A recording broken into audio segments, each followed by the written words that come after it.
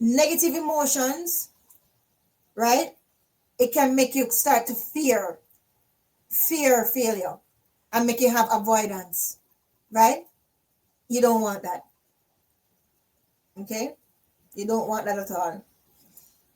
Now, let's just go a little bit short and sweet now. All right, let's go through a couple of them that we went to because I'm going to. What time is it now? I want to actually spend some time out here with the fire. It's 9:14 already. I have to spend some time out here by myself and then go inside. So let me wrap this up with you guys so I can focus on the fire and have a like a meditation with myself. All right. So how do you maintain motivation after repeated failures? That's number one. Reconnect with your why. Okay, focus on your micro wins and on your purpose. Number two, how do I stop comparing my failures to other people's successes? Remember this, everyone has private struggles. Focus on your own journey. Okay, number three, what role does self-compassion play? A huge one, just talked about it. Treat yourself like a friend, right? Remember the University of Texas, that study that I told you about? Self-compassionate people, they bounce back much faster. Okay? Life is freezing, she says. Is it still freezing now? Is it still freezing? Or are you guys good? Let me know.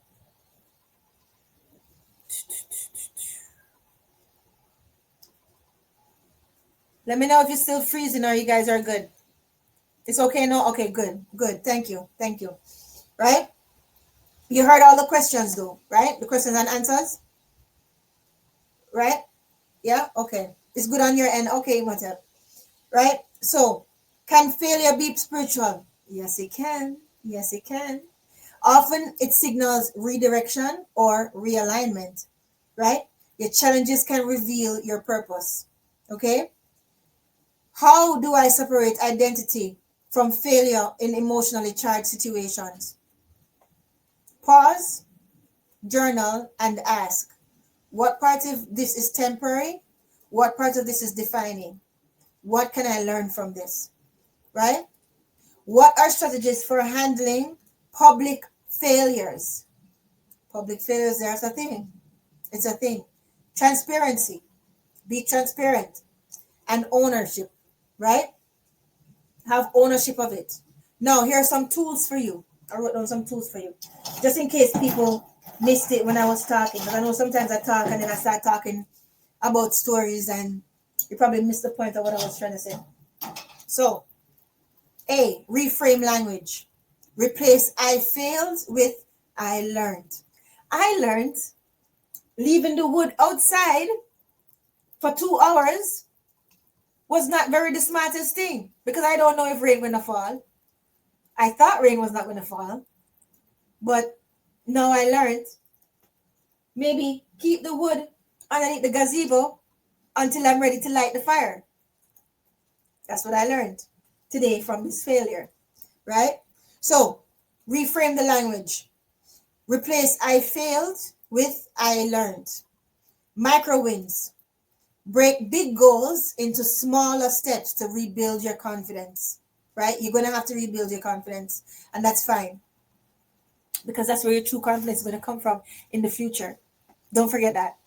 It's after you rebuild your confidence, then you can say, I've been through this. I've been through something worse than this, and I'm still standing. That's true confidence. Remember the bird and the wings. Don't forget that story. The bird does not put its trust in that tree limb that is going through the wind. It knows that if that tree limb breaks, it can fly. You have to know that you can fly, regardless of what happens. Okay? You have to know that. And the only way you're going to know that is if you actually go through the failures. Right? Go through the failures. They're not going to kill you. Right? Now, failure journal. Track setbacks and your lessons learned. Okay? You can have a support circle. Me, I don't want a support circle, but surround yourself with mentors or peers who normalize failure. Yeah, I have mentors that normalize failure, right? And you turn your lessons into actionable next steps, right? Now, how do you do this? Like what the Calvin asked me. How do you turn setbacks into strategic actions? He asked such good questions. Just a 22-year-old, um, I call him a boy because I know he's a man technically, but he's a boy to me. Like, they're babies, right? He asked me, how do I turn the setback into strategic action, Miss Julia? First of all, analyze what went wrong, right? Extract, pull out the lesson from what went wrong and decide a concrete next step. In other words, for example, you see Slack started as a failed game. Slack, that social thing that people use for like data entry, and sometimes they use it as for teams.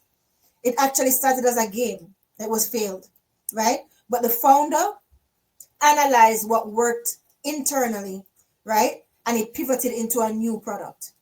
Okay, so you can pivot into a new product. But first you have to sit down with yourself and figure out what failed. You didn't fail, the situation failed.